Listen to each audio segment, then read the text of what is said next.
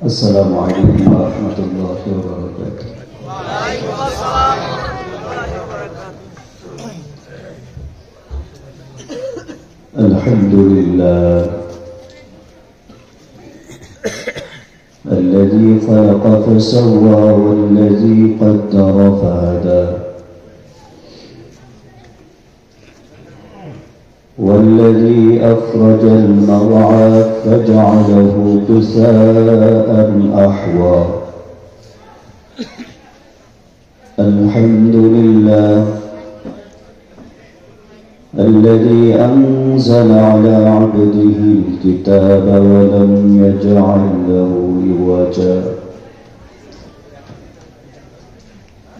والصلاة والسلام على سيد الأنبياء وعلى آله وأصحابه أجمعين. أما بعد فأعوذ بالله من الشيطان الرجيم. بسم الله الرحمن الرحيم. اقرأ باسم ربك الذي خلق. وقال النبي صلى الله عليه وسلم بعثت معلما أو كما قال عليه الصلاة والسلام. اللهم صل على محمد وعلى آل محمد كما صليت على إبراهيم وعلى آل إبراهيم إنك حميد مجيد. اللهم بارك على محمد وعلى آل محمد كما باركت على إبراهيم وعلى آل إبراهيم إنك حميد مجيد. الحمد لله. बाबा सुन आवाज ना ए बाबा सुन आवाज ना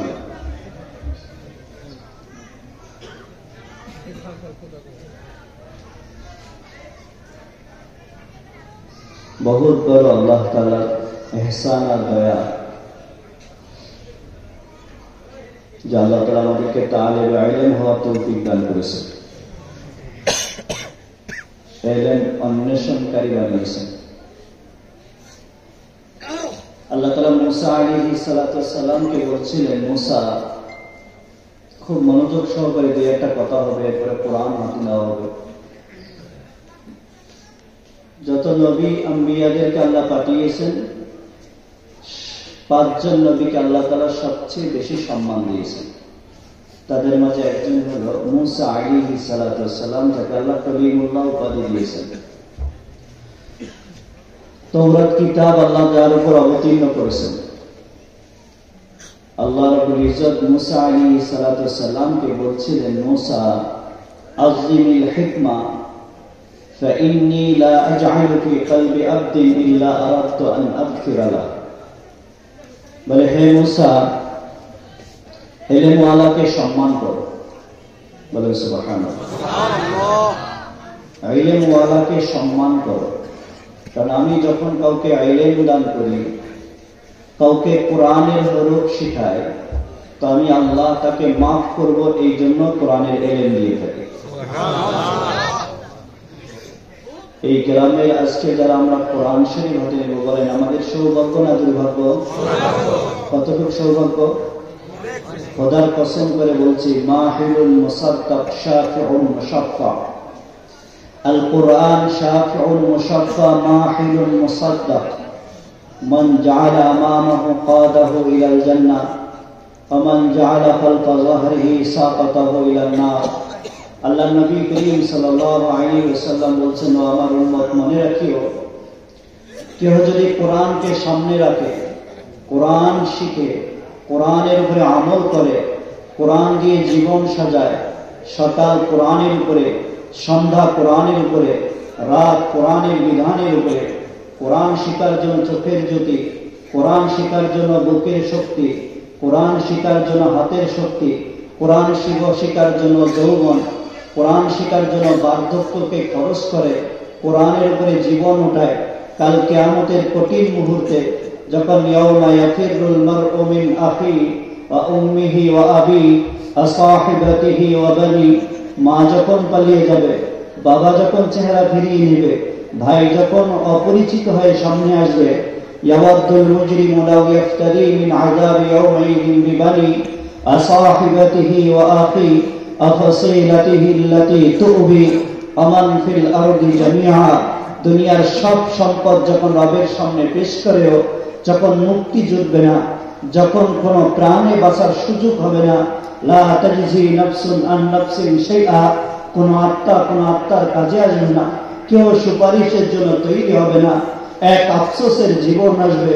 ইয়াকুলু ইয়া লাইতানি লাম উতা কিতাবিয়া আলাম আদরি মা হিসাবিয়া, ইয়াকুলু ইয়া লাইতাহা কানাতিল কাযিয়া মা আগনা আন্নি মালিয়া হালাকা আন্নি সুলতানিয়া।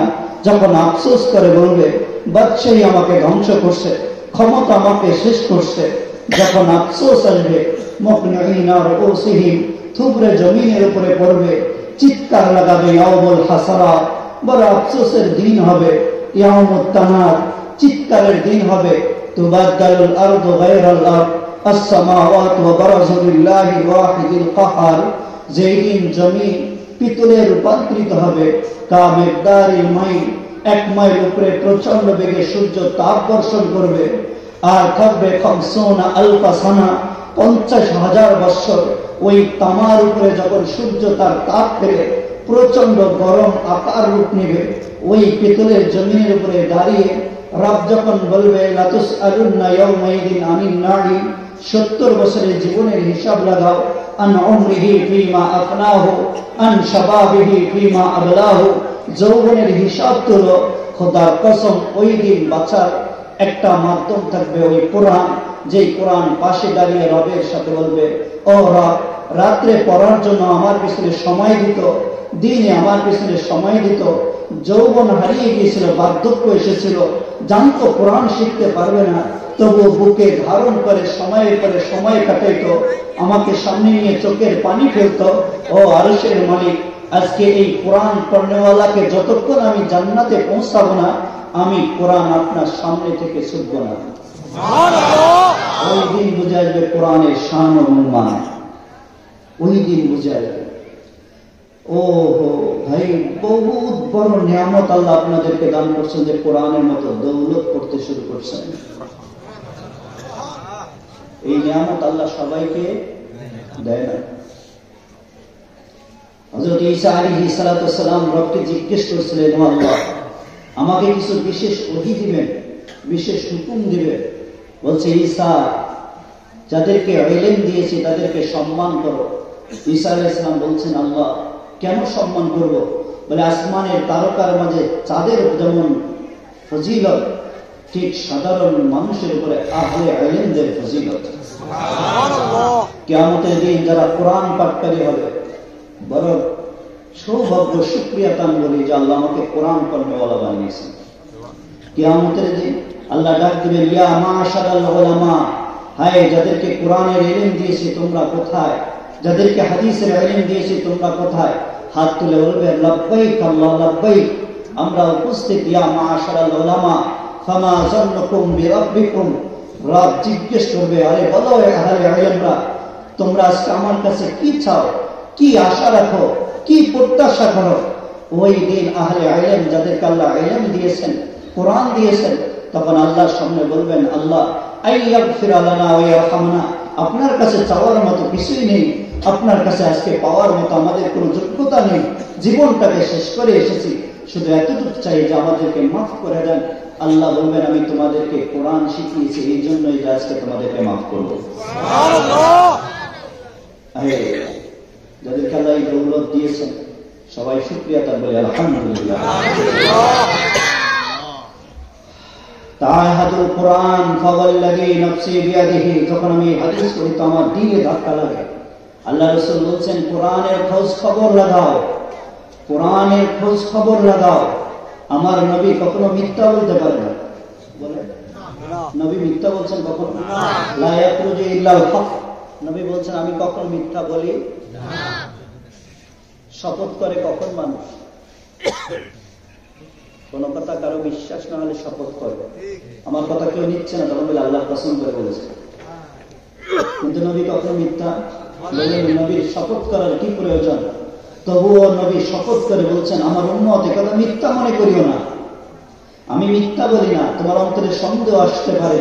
ফাওয়াল্লাযী নাফসি বিয়াদিহি, ওই সত্তার কসম করে বলছি যার হাতে মুহাম্মাদের জান। মনে রাখিও যদি কোরআনের খোঁজ খবর না নাও তো তোমাদের গোয়ালঘর থেকে যেমন পালা ষাঁড় পালিয়ে যায়, তোমাদের অন্তর থেকে কোরআন বের হয়ে যাবে, কোরআন থাকবে না। এই জন্য আজকে কোরআন হাতে নিব, কোরআনের খোঁজ খবর রাখবো তো ইনশাআল্লাহ। বড় দৌলত আল্লাহ আপনাদেরকে নসিব করছেন। যখন আমার এই কোরআনের আয়াত করছে তখন আমার দিলে আঘাত করছে। আমি যতবারই এই কোরআনের আয়াতটুকু করি তখন আমি স্থির থাকি, কিছুক্ষণ চোখে পানি ফেলি।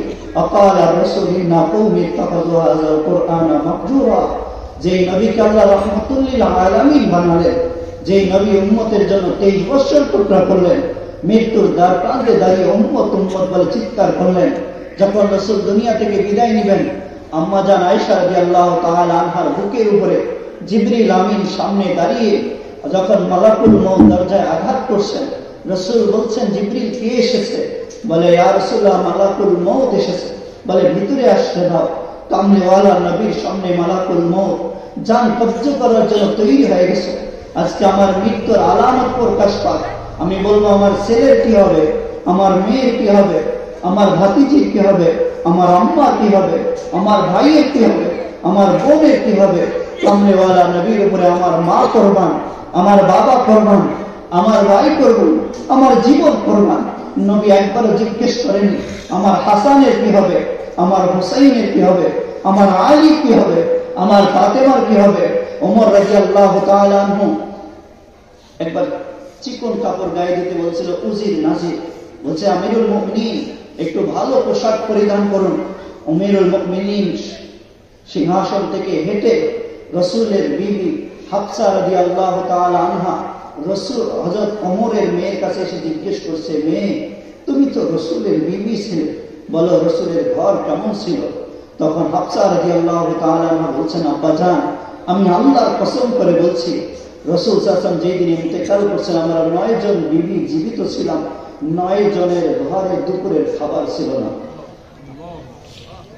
9 জনের ঘরে দুপুরের খাবার ছিল না। বলে আব্বা আমি যতদিন রসুলের ঘরে ছিলাম আমি রসুলকে 2 বেলা কখনো খাইতে দেখি নাই। সকালে খেলে সন্ধ্যার খাবার জুটতো না, সন্ধ্যায় খেলে খাবার জুটতো না সকালে। আব্বা জান তখন আমি মোটা কাপড় ছাড়া চিকন কাপড় পরিধান করতে দেখি নাই আমার নবীকে। 9 জন বিবির ঘরে খাবার বিহীন অবস্থায় রসুল আজকে বিদায় নিচ্ছেন।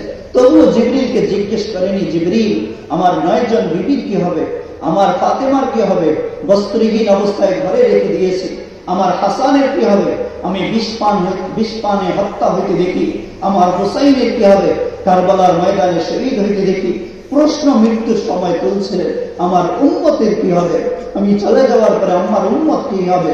আমার কান আল্লাহু ইউআযিবুহুম ওয়া আনতা ফীহিম, যতদিন আমি থাকবো আমার উম্মতকে আল্লাহ ধ্বংস করবে না।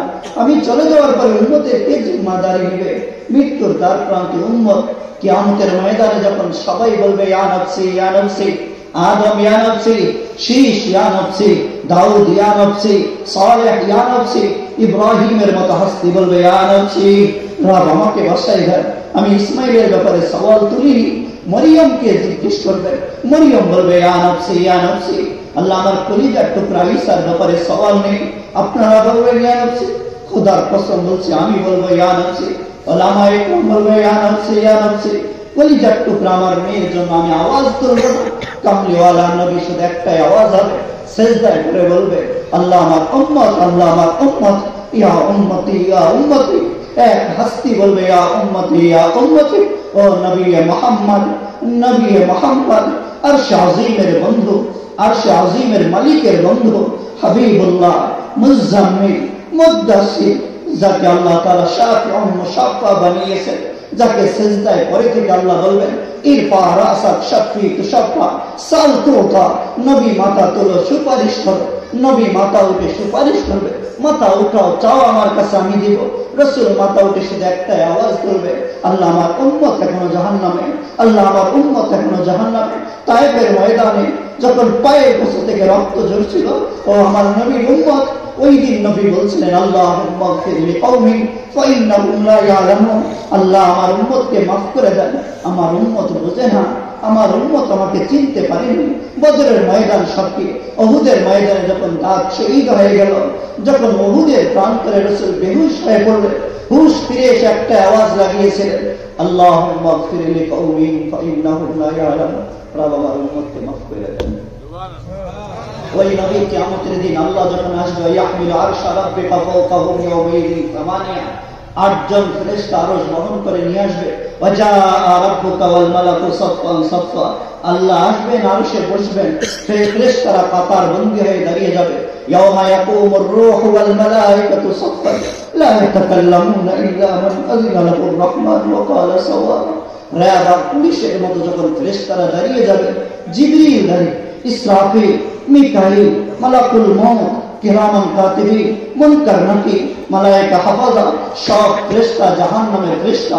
আজিয়া ইয়াউমাইদিন বিজাহান্নাম, জাহান্নাম যখন সামনে আসবে, আজা রাব্বুকা ও আবুল ইজ্জাতিল জান্নাতু লিল মুত্তাকিন, জান্নাত নিয়ে আসা হবে। ওয়ানাদাউ মাওয়াজিনাল কিসতা লিয়াউমিল কিয়ামা, মিজানের পাল্লা যখন আসবে, মা মিনকুম ইল্লা ওয়ারিদুহা, যখন ফুলসিরাত কায়েম হয়ে যাবে, তখন ওই আরশের মালিকের সামনে দাঁড়িয়ে রাসূল বড় দুঃখের সাথে বলি, নবী আল্লাহর সামনে দাঁড়িয়ে বলবে, ইয়া রাব্বি আকালা রাসূল ইন্না কওমি ইত্তাখাযু হাযাল কুরআনা মাহজুরা। রাসূল ওই দিন আল্লাহর সামনে মুকদ্দমা পেশ করবে, আল্লাহ আমার এই জাতি, আমার এই সম্প্রদায়, এক তাফসীর আমার এই উম্মতের ব্যাপারে আজকে আপনি ফয়সালা করুন। এদের বিপক্ষে আজকে আমি নবী দাঁড়িয়ে গেছি।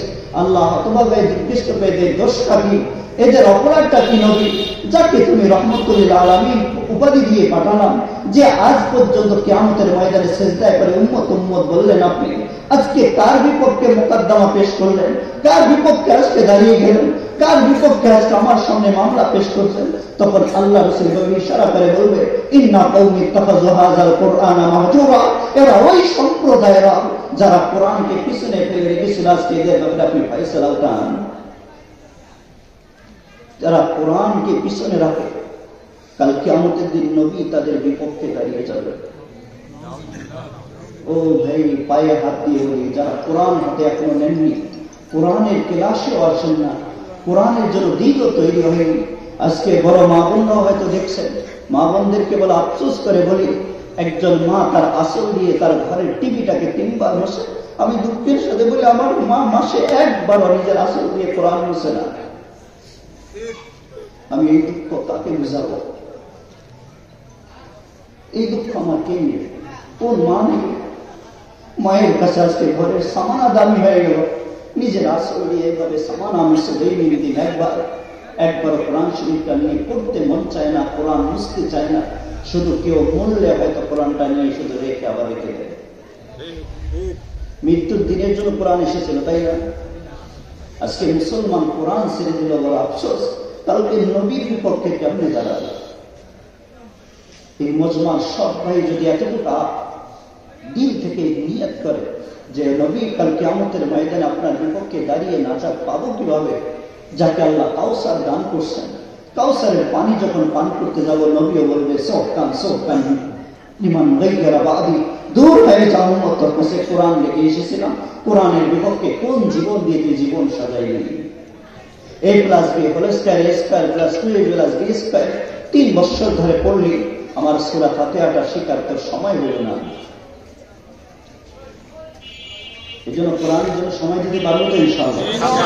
বড় সৌভাগ্যবান আমি রবের কাছে আবেদন করি, রবের কাছে আমি বলি, রব যারা আজকে কোরআন হাতে নেবেন, কালকে নবী মুহাম্মদ আরবির সাথে জান্নাতে যাওয়ার তৌফিক নসিব করুন। পারবো তো ইনশাআল্লাহ। কোরআন পড়ি ভাই, কোরআন পড়ি, যে কোরআন শিখে, যে কোরআনের উপর আমল করে, যে কোরআনকে মজবুতের সাথে ইয়াদ করে, কাল কিয়ামতের দিন তাদের মর্যাদা কেমন হবে, তাদের সম্মান কেমন হবে। শুধু আল্লাহ বলবে, তুমি হাফেজে কোরআন না, তুমি কোরআনের জন্য চেষ্টা করতে, কোরআন তুমি আত্মস্থ করেছিলে। বলো আজকে আবেদন রাখো, বলবে আল্লাহ আপনি তো নবীর জবানে আমাকে বলছিলেন যে আমি অনুমতি চাইবো আপনার কাছে, আপনি অনুমতি দিবেন।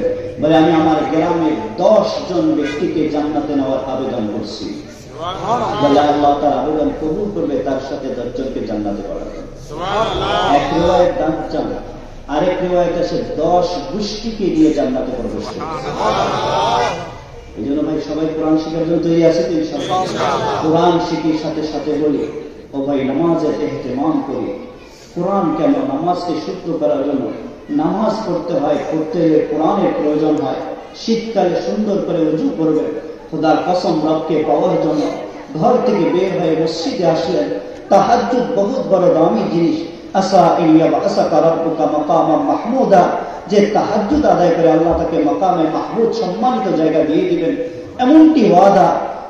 তাহাজ্জুদ যতটুকু মানুষকে আল্লাহর নিকটবর্তী করে দেয়, কাউকে আল্লাহ কোন ইবাদতের দ্বারা এত নিকটবর্তী হইতে পারে না। আল্লাহ তাদের দ্বারা তাহাজ্জুদ পড়ান, তাদেরকে তাহাজ্জুদের সময় ডাকেন যারা আল্লাহর আপন। এজন্য একটা ছেলে এশার পরে মোবাইল চালাতে চালাতে যখন 3:30 বাজে 3টা বাজে মোবাইল অফ করে ঘুমিয়ে যায়, বলে সে ঘুমিয়ে যায় না, আল্লাহ ঘুমিয়ে দেয়।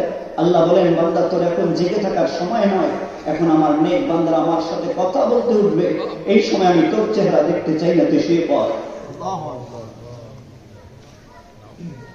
জাগে তাহাজ্জুদের দৌলত দুটছে। যার জীবনে তাহাজ্জুদ পেয়ে গেছে সে যেন আল্লাহ তাআলার সাথে বন্ধুত্ব কায়েম করে ফেলছে। আল্লাহ তার পাশে দাঁড়িয়ে বলে হাল মিন মুস্তাগফিরিন ফাআগফির লাহ, হাল মিন মুস্তারজিকিন ফাআরযুক লাহ। ও বান্দা তুই এখন দাঁড়িয়েছিস না জায়গা মসজিদে, আমি রব আরশ থেকে তোর দরজায় এসেছি। দেখ আমি রব তোর দরজায় এসে বলছি তোর কি লাগবে? তোর সুস্থতার প্রয়োজন, আমি সুস্থতা নিয়ে এসেছি।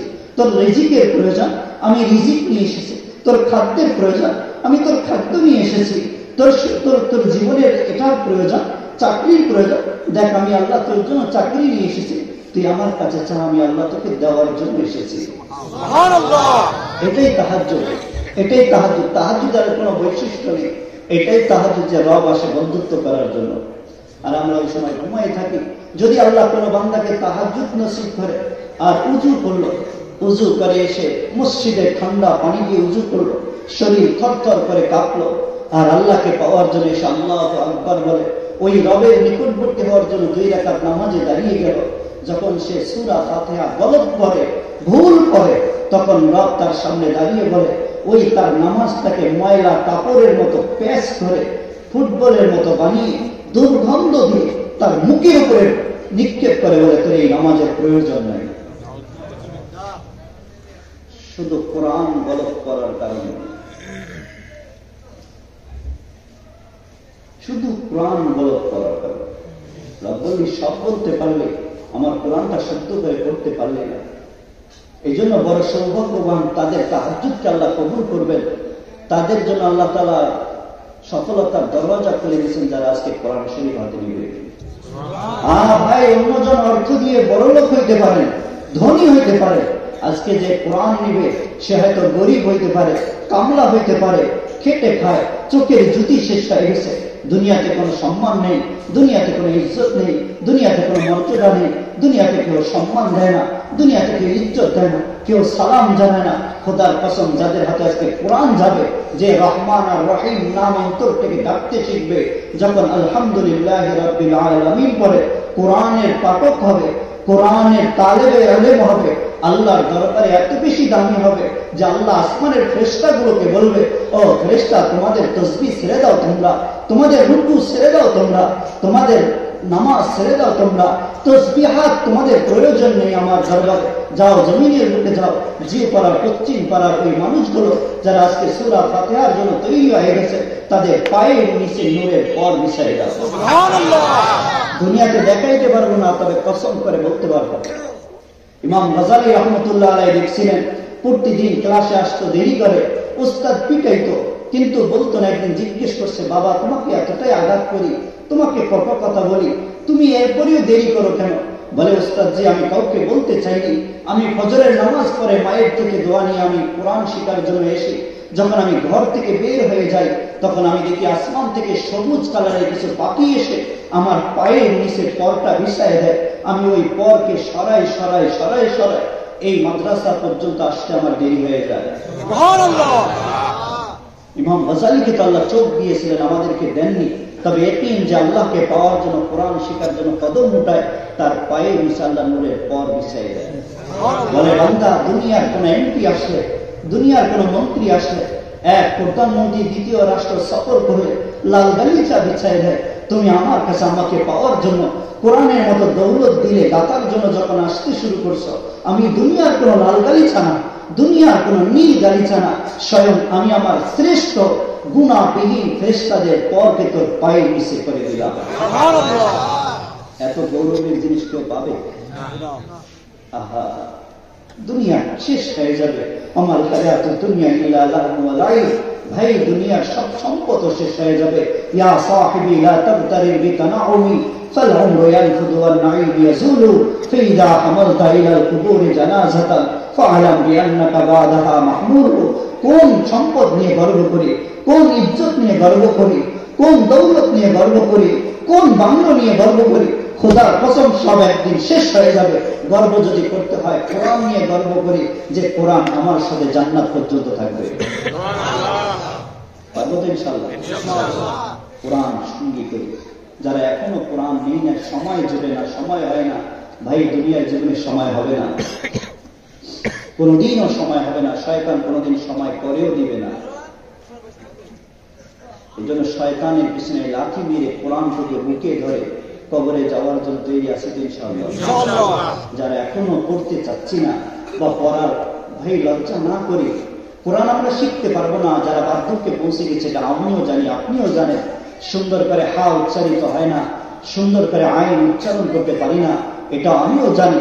কিন্তু যে ব্যক্তি কোরআন শিখার জন্য কদম উঠাইতে উঠাইতে থাকবে, এই অবস্থায় যদি মওত হয়ে যায়, আল্লাহ শাহাদাতের নেকি নসিব করবে। শাহাদাতের কত বেশি মর্যাদা হবে। হামজা রাদিয়াল্লাহু তাআলা আনহুকে জিজ্ঞেস করবেন কিয়ামতের দিন, হাদিসে আসছে, জমিন থেকে যখন শহীদরা উঠবে, রক্ত রঞ্জিত শরীর নিয়ে উঠবে, জান্নাত থেকে একটা ঘোড়া আসবে, জান্নাতের ঘোড়া আকাশে উড়াবে, জমিনেও হাঁটবে, ওই ঘোড়ার উপর শহীদরা উঠবে, আর ঘোড়া তাদেরকে নিয়ে কিয়ামতের ময়দানে সফর করবে, হাস্য উজ্জ্বল চেহারা নিয়ে। হঠাৎ করে তাদের মনে পড়বে আজকে কিয়ামতের দিন। লেগাম ধরে যখন পিছনের দিকে আসবে, আরশের সামনে যখন আসবে, আল্লাহ মুস্কি হাসবে, বলে তোমাদের কোনো হিসাব নেই আমার দরবারে, যাও আমি তোমাদেরকে বিনা হিসাবে জান্নাত নসিব করব। এমন এক শাহাদাতের নেকি, শাহাদাতের মর্যাদা আল্লাহ ওই সমস্ত আমার বুড়া বাবাকে, ওই সমস্ত আমার নারী মাকে, ওই সমস্ত আমার ভাইকে দান করবে যে কোরআন শিখা অবস্থায় ইন্তেকাল করবে। এই জন্য কোরআন শিখার জন্য বাকি সময়টুকু দিতে পারবো যে ইনশাআল্লাহ। কারা কারা আজকে কোরআন হাত মনে হাত তুলে ইনশাআল্লাহ। মাশাআল্লাহ। বাকি আমরা যারা নিব না, আমরাও চেষ্টা করি এই কোরআনের মতো দৌলতটুকুকে ধরার জন্য। ও ভাই, কোরআনের দ্বারা আল্লাহ সম্মানকে বাড়াই দেবে। ওই নামাজের কথা বলছিলাম, নামাজ শুদ্ধ হওয়ার প্রথম শর্ত হলো তেলাওয়াত শুদ্ধ হওয়া, তাই না? তোমরা কি বলে? এটাই যদি শুদ্ধ না হয় তাহলে কি নামাজ হবে? বড় সৌভাগ্যবান আল্লাহ যাদেরকে কোরআন ধরার তৌফিক দান করেছে। বাকি যারা আমরা এখন ধরি নাই, সবার পায়ে হাত দিয়ে বলি, আমি মৌলানা সাহেব, মুফতি সাহেব, বক্তা হয়ে আসি না। যদি আমাকে বলেন আপনাদের পা ধরতে, আমি পা ধরতে আসি, পায়ে ধরি, বলি ভাই কোরআনটা শিখা নেন, না তো কাল কিয়ামত দিন কোরআন বিপক্ষে দাঁড়িয়ে ঝগড়া করবো। আল্লাহ আমাদেরকে সবাইকে বুঝদান করুন, সকলে বলুন আমিন। দ্বিতীয় যে বিষয়টি, সেটা হলো নামাজের ব্যাপারে। রাসূল সাল্লাল্লাহু আলাইহি ওয়াসাল্লাম যখন ইন্তেকাল করছিলেন, রাসূলের একটা শেষ আমল, রাসূলের একটা শেষ ওসিয়ত, রাসূলের একটা শেষ কথা, তিনটা শেষ কথা রাসূল সাল্লাল্লাহু আলাইহি ওয়াসাল্লাম বলছিলেন, ইলাল মালাইল আলা, ইলাল মালাইল আলা, আমি আমার আল্লাহর কাছে চললাম।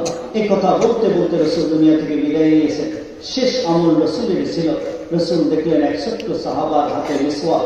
রাসূল তাকিয়ে আছেন, আম্মা জান আয়েশা বলছেন, ইয়া রাসূলুল্লাহ, মিসওয়াক করতে চাচ্ছিলেন নাকি? আল্লাহ রাসূল এভাবে ইশারা করে বললেন, হ্যাঁ আমি মিসওয়াক করতে চাচ্ছি। তখন মিসওয়াক নিয়ে এসে আম্মা জান আয়েশা নরম করে রাসূলের হাতে দিয়েছেন। রাসূল মিসওয়াক করছেন। রাসূলের শেষ আমল মিসওয়াক, রাসূলের শেষ ওসিয়ত, যেই ওসিয়তের পরে আর উম্মতের জন্য কোনো ওসিয়ত রাখেনি। বলে, আমার উম্মত হে, তোমরা মায়ের ওসিয়ত পুরা করবে, বাবার ওসিয়ত পুরা করবে, ভাইয়ের ওসিয়ত পুরা করবে, বন্ধুর ওসিয়ত পুরা করবে। আমি নবী বলছি, আমি তোমাদের জন্য রউফ আর রহিম হয়ে এসেছি, তোমাদের জন্য জীবনকে কোরবান করছি। আমার শেষ ওসিয়তটুকু তোমরা পুরা করিও। আম্মা জান আয়েশা বলছিলেন, ইয়া নবী আল্লাহ, আপনি কি ওসিয়ত করতে চাচ্ছিলেন, শেষ ওসিয়তটুকু বলে দেন। আল্লাহ রাসূল বলছেন, আসসালাত আসসালাত ওয়া মা মালাকাত ঈমানুকুম, আসসালাত আসসালাত ওয়া মা মালাকাত ঈমানুকুম। উম্মত, আমি তোমাদের থেকে বিদায় নিচ্ছি। তোমাদের জন্য সিজদায় করে আর কেউ থাকবে না, তোমাদের জন্য চোখের পানি আর কেউ ফেলবে না, তোমাদের জন্য পায়ের গোসা থেকে কেউ রক্ত ঝরাবে না, তোমাদের জন্য জন্মভূমি ত্যাগ কেউ করবে না, তোমাদের জন্য ইতিমের মতো ঘর ছাড়া কেউ হবে না, তোমাদের জন্য মাথায় পেরাক কেউ ডুবাবে না। আমি নবী ছিলাম তোমাদের জন্য। আজকে আমি চলে যাই, কিয়ামতের ময়দানে তোমাদের সাথে সাক্ষাৎ হবে। বাকি আমার ছোট্ট একটা আশা, আমার ছোট্ট একটা তোমাদের কাছে ওসিয়ত, মৃত্যুর সময় এই ওসিয়তটুকু করে গেলাম রে উম্মত, যে তোমরা নামাজ ছাড়িও না, নামাজ ছাড়িও না।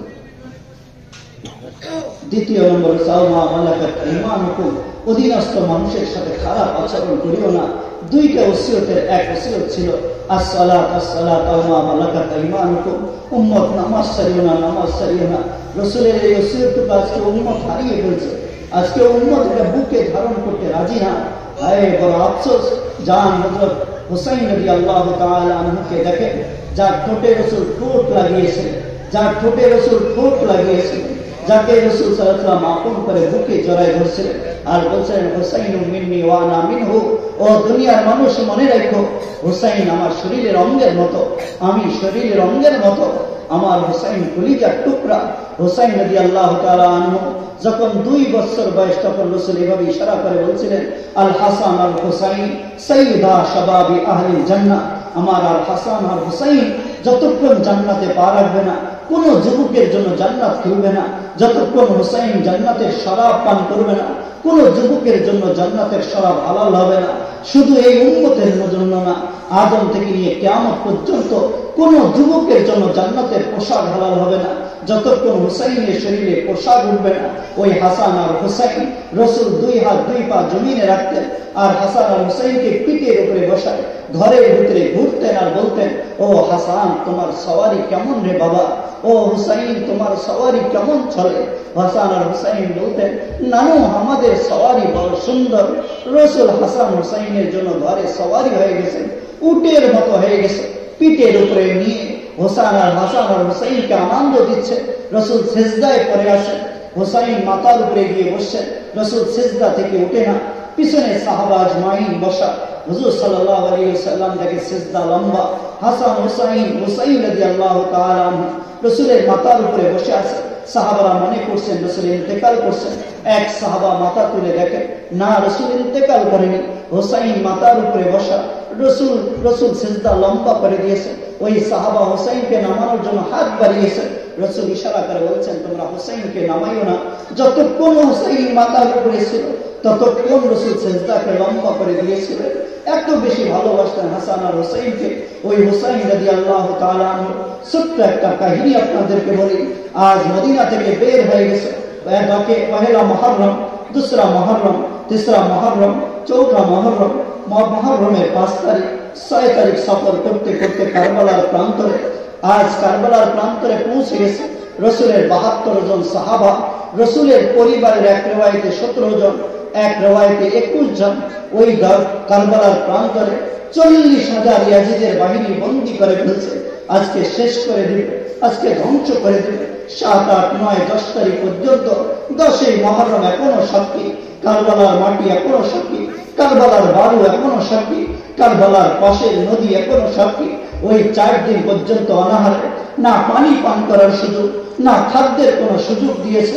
রাসূলের পরিবারের 21 জন, যাদের শরীরে রাসূলের রক্ত চলত, যারা রাসূলের পরিবারস্থ ছিল, এমন 21 জন কারবালার প্রান্তরে 10ই মুহররম যুদ্ধ শুরু হয়ে গেছে। যুদ্ধ করতে করতে যখন 9টার সময় এসেছে, তখন হুসাইনের বড় বেটা, ইতিহাসের কিতাব এখনো সাক্ষী, বড় বেটা আলী আকবর ঘোড়ার পিঠের উপরে সওয়ার হয়ে এসে ঘোড়ার ভিতরে শততীরের আঘাত, নিজের শরীরটাও ক্ষতবিক্ষত হয়ে গেছে, পায়ের থেকে রক্ত ঝরছে, ঝরঝর করে রক্ত ঝরে, চোখগুলো আজ বন্ধ হয়ে আসছে। আজকে হাত থেকে তরবারি পড়তে শুরু করছে। জীবনের শেষ মুহূর্ত এসে চিৎকার করে বলছে, আব্বা। হুসাইনকে বলছেন, আব্বা জান। হুসাইনকে বলছেন, আব্বা জান, আমাকে একটু পানি দিবেন, আমি পানি পান করব। হুসাইন চিৎকার করে বলছিল, বেটা রে, পানি কোথায় পাবো, কোথা থেকে তোমাকে পানি দেব? তোর বাবা, বৃদ্ধ বাবা দেখ ঠোঁট থেকে কলিজা পর্যন্ত শুকে গেছে, আজ 10 দিন যাবত খাবার পায় না, 10 দিন যাবত পানি উপাসিত অবস্থায় পড়ে আছে। তোর ছোট্ট ভাই আলী আসগারের দিকে দেখ, তো ছোট্ট ভাই আলী আসগার 2 পা জমিনের উপরে আছড়াচ্ছে মৃত্যু যন্ত্রণায়। তোর মায়ের দিকে তাকিয়ে দেখ, আজকে মাটির উপরে নিলামে শুয়ে আছে, দুধ বুকে দুধ এক ফোঁটা নেই যে তোর ছোট্ট ভাইটাকে পান করাবে। বাবা, আমার কাছে দেওয়ার মতো কিছুই নেই তোকে। আয় হোসাইন রাদিয়াল্লাহু তাআলার সন্তানের আর্তনাদ সহ্য করতে না পেরে এইভাবে জিহ্বা বের করে বলছিল, বেটা এই জিহ্বাকে মুখে নিয়ে চুষে আবার জবানটাকে সিক্ত করে যুদ্ধের ময়দানে চলে যা। হুসাইনের জিহ্বা বাহিরে, আলী আকবর জিহ্বাকে মুখে নিয়ে আজও কারবালার প্রান্তর সাথী চুষে মুখটা সিক্ত করে আবার যুদ্ধের ময়দানে শহীদ হয়ে গেছে। যখন হুসাইনকে চতুর্দিক থেকে ওই বাহিনীরা ঘেরাও করে ফেলছে, তখন ছোট্ট ছেলেটাকে বুকে ধারণ করে মনে করছিল হয়তো তীর নিক্ষেপ করবে না, ছোট্ট বাচ্চার কারণে তীর এসে আলী আসগর ছোট্ট সন্তান না এখনো বাবার কোল আর মায়ের কোলের পার্থক্য করতে জানে, না এখনো কালিমা করতে জানে, না নবীকে চিনে, না কোরআন জানে, না এখন আসমানের মালিককে জানে, না জমিন বুঝে, না আসমানের তারকার সৌন্দর্য বুঝে, না কারবালার প্রান্তর বোঝে, না মৌতের চিন্তা আছে, না জীবনের চিন্তা আছে। আলী আসগর ছোট্ট আলী যখন গলায় এসে তীর লেগেছে, ফিরকি দিয়ে রক্ত এসে হোসাইনের শরীর লাল রক্তাক্ত হয়ে গেছে, হোসাইন আসমানের দিকে তাকিয়ে বলছে, ও রব, এই সন্তানে তো চেয়েছেন না, যখন আপনার জন্য সন্তানকে কোরবান করে দিলাম। তাকিয়ে দেখে ইয়াজিদের বাহিনী বিবির হাতে হ্যান্ডকাপ পায়ে রশি লাগিয়ে টেনে হিঁচড়ে নিয়ে যায়। হোসাইন যুদ্ধের ময়দানে কারবারে নিয়ে নামিয়ে পড়ছে, যুদ্ধের জন্য তৈরি প্রস্তুত। যুদ্ধ করতে করতে করতে করতে যখন জুমার আজান কানে এসেছে, ওই হোসাইন রাদিয়াল্লাহু তাআলা আনহু মাথা কোথায় দাফন হয়েছে ইতিহাসবিদরা এখনো জানে না। এখনো 3.5 হাত দেহ পড়ে আছে কারবালার প্রান্তরে। গিয়ে জিজ্ঞেস করবেন, হোসাইন ওই দিনের কাহিনী আমাকে শোনাও। কিয়ামতের দিন হোসাইনকে জিজ্ঞেস করবে, হোসাইন কিয়ামতের দিন, হোসাইন ওই দিনের কাহিনী, কারবালার প্রান্তরের কাহিনী শোনাও। যখন আজান আসছে এখানে, তখন ওই মনে করছে নানা ওসিয়তের কথা। জোহাইরকে জিজ্ঞেস করছে, জোহাইর ওই বিপক্ষে সেনাপ্রধান সীমার বক্তকে বলো আমাদেরকে যেন নামাজের সময় দেয়, আমরা নামাজ পড়ে আবার যুদ্ধের ময়দানে নেমে পড়বো। যখন সীমারকে বলছে আমাদের নামাজের সময় দাও, সীমার বলছে, জোহাইর তোমাদেরকে নামাজের সময় দেব না, তোমরা যখন নামাজে দাঁড়িয়ে যাবে তখন আমরা তোমাদেরকে হত্যা করবো।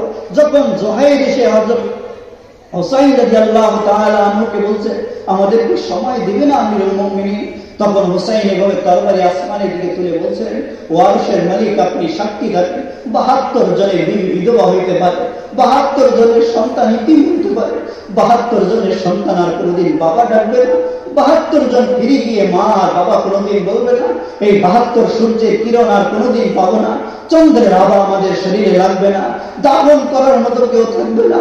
আরশের মালিক হইতে পারে 72 জনের লাশকে বাজ পাখি আর উট পাখি খেয়ে ফেলবে, না তো আসমানের পানিতে ধুয়ে আমাদের রক্তগুলো আলাদা হয়ে যাবে, আমরা আর দুনিয়াতে হয়তো সন্তানের চেহারা দেখবো না। আরশের মালিক আপনি সাক্ষী থাকেন, হয়তো আর কোনোদিন আমরা মক্কার গেলাপও ধরবো না, মদিনা রওজার সামনেও দাঁড়াবো না, তবে আপনি সাক্ষী থাকেন জীবন দিব তারপর নামাজ ছাড়বো না। জোহাইরকে বলছে, জোহাইর কাতার বন্দী হও। 36 জন নামাজের কাতারে দাঁড়িয়ে গেছে, 36 জন যুদ্ধ করছে, 36 জন যুদ্ধ করছে, 36 জন নামাজে দাঁড়িয়ে ও ভাই জিউ পারা মানুষকে পয়গাম দিছে।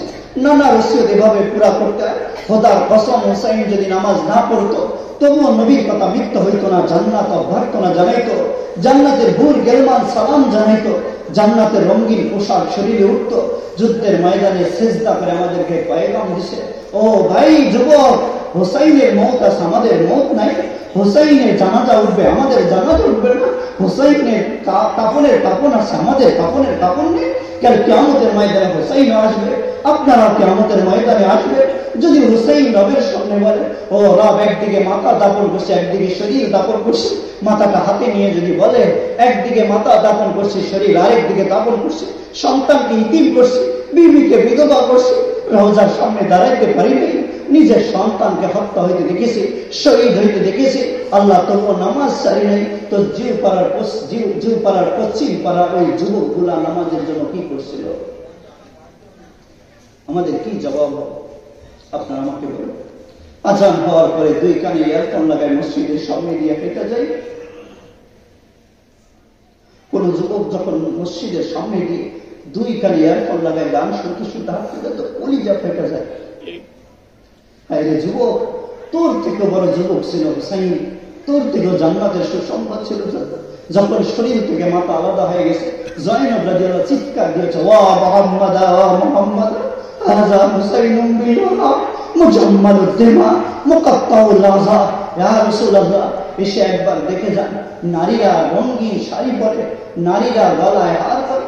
আপনার হুসাইন আজকে শরীরে রক্তের পোশাক পরিধান করছে, গলায় নারী বুড়ির হার পরিধান করছে। এই অবস্থায় দুনিয়া থেকে বিদায় গেছে, তবু নামাজ সারিনি তো আমরা কেন সারিনি? নবীর ওসিয়ত হুসাইন জান কুরবান করে নামাজের কাতারে দাঁড়িয়ে আমাদেরকে শিখাই গেছে, আমার নানার ওসিয়ত এভাবে পুরা করতে হয়। ভাই সবার কাছে অনুরোধ করে যায়, 5 ওয়াক্ত নামাজ পড়ে কাল কিয়ামতের দিন আউয়ালু মা ইউহাসাবু বিহিল আবদু ইয়াওমাল কিয়ামাতিস সালাত। ওই বলছিলাম 1-2 ঘন্টা না, পুরো 50,000 বছর সূর্যের তাপ দিয়ে মাটি গরম করে আল্লাহ সর্বপ্রথম প্রশ্ন করবে, আমার 5 ওয়াক্ত নামাজের হিসাব লাগা। জীবন আর ফিরবে? বলেন, জীবন ফিরবে? যাদের নামাজ কাজা হয়ে গেল, এই নামাজগুলো কখন ফিরে আসবে? খালি হাতে কবরে যাওয়ার জন্য কি আল্লাহ পাঠিয়েছেন? ভাই, এই জন্য 5 ওয়াক্ত নামাজ পড়তে রাজি আছে ইনশাআল্লাহ। কোরআন শিখবো, 5 ওয়াক্ত নামাজ পড়বো ইনশাআল্লাহ। কোরআন শিখবো, 5 ওয়াক্ত, এই 2টা ওসিয়ত মানবো ইনশাআল্লাহ। মা বোনদের কাছে আমি আর একটা ওসিয়ত আশা রাখবো, মা বোনরাও যেন আমার এই আশাটা পুরা করে। বাকি আমি একজন বোনকে ডাক দিয়ে বলি, বোন রে, তোর বাবার চেহারার দিকে একবার তাকিয়ে দেখিস। আমরা যারা এখানে বাবা এসেছি একটা হাত তুলি তো ইনশাআল্লাহ। বাবা যারা, আমরা যারা বাবা, আমাদের মেয়ে আছে বা ছেলে আছে, আমরা, আমি কয়েকটা কথা বলবো, আপনারা আমাকে একটু প্রমাণ দিবেন। একজন বাবার অন্তরে যেই দিন বাবা সন্তানের চেহারা দেখে, ওই দিন থেকে বাবা নিজের জন্য বাঁচে না সন্তানের জন্য বাঁচে? কথা ঠিক না? এটা আমার না। গযাউতুকা মাগরুদান ওয়া মানামতুকা ইয়াফিয়া তাউল্লু বিমা আজনা আলাইকা ওয়া তানহালু ইদা লাইলাতুন দাফাতকা বিসুকমি লাম আবিক লিসুকমিকা ইল্লা সাহিরান আতামালমালু কাআন্নী আনাল মুতরুকু দুনাকা বিল্লাযী তুরিকতু বিহি দুনি ফাআইনি তাহমালু তাকাফার রাদিয়া নাফসি ওয়া ইন্নাহা লাতা'লামু আন্নাল মাউতা ওয়াক্তুন মুআজ্জাল। ওই সাহাবায়ে বলে গেছে, আরে আমার সন্তান, তুই যেদিন জন্মগ্রহণ করছি ওই দিন থেকে আমি তোর জন্যই বেঁচেছিলাম। চোখের জ্যোতিগুলাকে ক্ষীণ করলাম বেটি তোর জন্য, বলার শক্তিকে হারিয়ে ফেললাম তোর জন্য, মানুষের ঘরে কামলা হয়ে গেলাম তোর জন্য, গোলামের মতো 40টা জীবন দিলাম বেটি তোর জন্য। তুই যখন রাত্রে আমার কাছে আবেদন করিস, সকালবেলা যখন আরজু রাখিস, তখন আমার দিল ফেটে যায় যতক্ষণ তোর আশাটুকু পুরা করি না। তোর জন্য আমি অন্যের ঘরে ভিক্ষুক হয়ে যাই, অন্যের দরজার ভিখারি হয়ে দাঁড়িয়ে থাকি। একজন বাবার স্বপ্ন তার একটাই সন্তান, সন্তানটাকে কত সুন্দর করে লালন পালন করে, যেমন পুতুল মানুষ আদর করে রাখে, একজন বাবা তার ছোট্ট মেয়েটাকে আদর করে ধীরে ধীরে বড় করে, নিজের চোখের জ্যোতিকে ক্ষীণ করে। আর সকালবেলা কনকনে শীতের ভিতরে গিয়ে রোয়া রোপণ করে ঠান্ডার ভিতরে। একটা বাপ কেন মা, সন্তান আর ছেলে মেয়ের জন্য বাজারে গিয়ে কোনো বাবা শুধু নিজের জন্য খরচ করে না, খরচ করার সময় সন্তানের জন্য খরচ করে নিয়ে আসে। যখন আমি ঘুমাই পড়ি, আমার বিবি বাচ্চাও পাশে যখন ঘুমাই পড়ে, আমার বিবিও মনে করে না কালকে কি খাবে, আমার সন্তানও কখনো ভাবে না কালকে কি খাবে। কিন্তু একজন বাবা হয়ে আমি ছটফট করি, যদি আমার পকেটে টাকা না থাকে, আমি কালকে আমার সন্তানের জন্য খাবার কোথা থেকে আনবো, সন্তানের জন্য কোথা থেকে রিজিকের ব্যবস্থা করব। একজন স্বামী কতটুকু ভাবে, শুধু বলছিল মাত্র একবার কবুল, কিন্তু ঘরে বিবিকে নিয়ে আসার পর থেকে নিয়ে নিজের জীবনকে তছনছ করে স্ত্রীর জন্য নিজের জীবনটাকে শেষ করে সারাদিন কামলা করে এসে বিবির জন্য খাবার নিয়ে এসে আল্লাহ তাআলা এইটাই বুঝাইতে চাইছিলেন, ও আমার নারী জাতি, ও আমার বান্দি নারীরা, যদি আমি আল্লাহ ব্যতীত কাউকে সেজদা করার অনুমতি দিতাম, আমার নবীর জবানে স্বামীকে অনুমতি দিতাম সেজদা করার। কেন এই কথা বলছিলেন? রব যত ইহসান করে, একজন স্বামীও তার বিবির প্রতি থেকে একটু কম ইহসান করে, কিন্তু সবার চেয়ে বেশি ইহসান করে স্ত্রীর উপরে তার স্বামী। যদি কারো স্বামী না থাকে, ওই স্ত্রীকে গিয়ে জিজ্ঞেস করবে তোমার আজকে কত কষ্টের দিন, সে তার আর্তনাদকে চিৎকার করে বলবে যে আজকে আমি অন্যের ঘরে ভিখারি হয়ে গেছি। রাজরানীর মতো, ভিক্ষুকের ঘরে হলো একটা নারী রাজরানীর মতো হয়ে থাকে, যে আমার স্বামী আমার জন্য খরচ নিয়ে আসবে, আমার ইজ্জতের হেফাজত করবে, আমার পোশাকের ব্যবস্থা করবে। ও মা আর বোনদেরকে বলি, আজকে স্বামী তোমাদের জন্য গোলাম হইল, বাবা তোমাদের জন্য ভিক্ষুক হইল, তোমরা কোন অধিকারে, আজকে কোন কারণে ওই বাবা আর ভাইকে তোমরা দায়ুস বানাইলে? মা বোনদের কাছে আমার এই ছোট্ট প্রশ্ন, যে মা আর বোন পর্দা করে না, তার ভাই, তার স্বামী, তার বাবা আল্লাহর কাছে দায়ুস। আমি বাবার দোষ দিই না। যদি মাটা যদি বলতো, মেয়েটা যদি বলতো আব্বা আমার বোরকার প্রয়োজন, আমি কসম করে বলতে পারবো অন্যের রক্ত বিক্রি হলেও মেয়ের জন্য পর্দা বাবা নিয়ে আসতো, বোরকা নিয়ে আসতো। বেটিকে তোর জন্য তোর বাবা এত কিছু করলো, তুই তোর বাবাকে জাহান্নামের উপযুক্ত কেমনে করলি? তুই কি একবার তোর বাবার দিকে তাকিয়ে দেখিস বাবা তোর চেহারাটা কেমন হয়ে গেছে? চেহারাটা কালো হয়ে গেছে বাবা, তোর চোখের জ্যোতিটা ক্ষীণ হয়ে গেছে। আর সারা জীবন গোলাম বানাইলি বাবাকে, সারা জীবনের জন্য গোলাম বানাইলি স্বামীকে, আর কিয়ামতের দিন আল্লাহর দরবারে তুই ওই স্বামী আর বাবাকে কেমনে দায়ুস করে অপরাধীর কাঠ করায় দাঁড় করাইলি? আমি বাবা হয়েছি বেটি, এই জন্য তুই আমাকে এই শাস্তি দিলি। মারে, আমি তোর বেটা হয়েছি বলে তুই আমাকে এই জন্য এই শাস্তি দিলি। আমি তোর ভাই হয়েছি বলে তুই আমাকে এই শাস্তি দিলি। দুনিয়ার জীবনে কষ্টে ফেলি, আখিরাতে আল্লাহর দরবারে তুই আমাকে কাঠ ধরায় দাঁড়াবি। একজন বাবা হয়ে তোর কাছে এতটুকু আশা রাখতে পারি যে তুই আমাকে কিয়ামতের দিন দায়ুস রূপে আল্লাহর সামনে পেশ করবি। এতটুকু আশা আমরা রাখতে পারি না?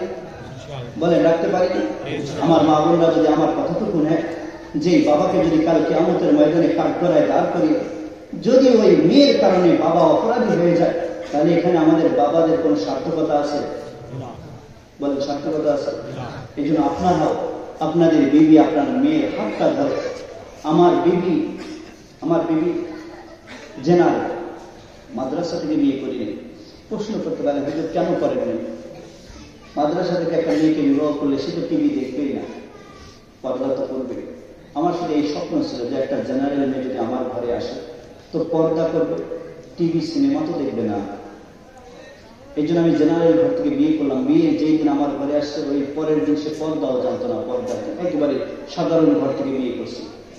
তো আমি তাহাজ্জুদে আমার বিবিকে পাশে নিয়ে আমি এভাবে দোয়া করতাম। তো আমি বারবার বলতাম, আল্লাহ আমাকে আপনি দায়ুস বানিয়ে, আল্লাহ আমাকে দায়ুস বানিয়ে। তো কয়েকদিন দোয়া করার পরে আমার আহাজে আমাকে জিজ্ঞেস করছে, আপনি এত চোখে পানি ফেলে এই কথা কেন বলেন যে আল্লাহ আমাকে দায়ুস কি? সে দায়ুসও জানে। তা আমি বললাম যে দায়ুস হলো যার বিবি পর্দা করে, যার বিবি ওই জায়নামাজিতে আমার হাতে হাত রেখে বললো যে আমি আপনাকে কোনোদিন দায়ুস করে, আপনি মুক্তি পাবেন, আপনাকে আমি আল্লাহর দরবারে কেন দায়ুস বানাবো? বলে সেই দিন দিল থেকে পর্দা শুরু করছে, আজ পর্যন্ত পর্দা করে বলছেন মৃত্যু পর্যন্ত পর্দা করে। আপনি আপনার মেয়েটার হাত ধরে একবার বলুন না, বেটিকে তুই আমার কেন দায়ুস বানাবি? কেন আল্লাহর দরবারে কাঠ ধরে দাঁড়াবি? তোর জন্য কি আমার চোখের জ্যোতি শেষ করা এটা কি দোষের ছিল? তোর জন্য আমি অন্যের ঘরে কামলা খাটি এটা কি আমার দোষের ছিল? তোর জন্য আমি অন্যের ঘরে ভিক্ষুকের মতো দাঁড়িয়ে থাকি গালি গালার সঙ্গে এটা কি আমার দোষের ছিল? মারে, তুই আমারে বেইজ্জত করিস না কিয়ামতের দিন, আল্লাহর দরবারে দায়ুস মানিস না। হ্যাঁ, নিজের বিবির হাতটা ধরে জায়নামাজে বসে আল্লাহকে তো বলতে পারবেন বিবিকে কাছে রেখে, আল্লাহ আপনার দরবারে আমি দায়ুস হইতে চাই না। বিবির হাতটা ধরে বলবেন, বিবি গো তুমি আমার দায়ুস বানাই না, তুমি পর্দার সাথে চলো, নাই তো আমি কিয়ামতের দিন আল্লাহর কাঠ করায় দাঁড়াবো। আমার জানা মতে বাংলাদেশের নারীরা এমনই স্বামীর কথা ফেলবে না। এই কাজটা করতে পারবেন তো ইনশাআল্লাহ?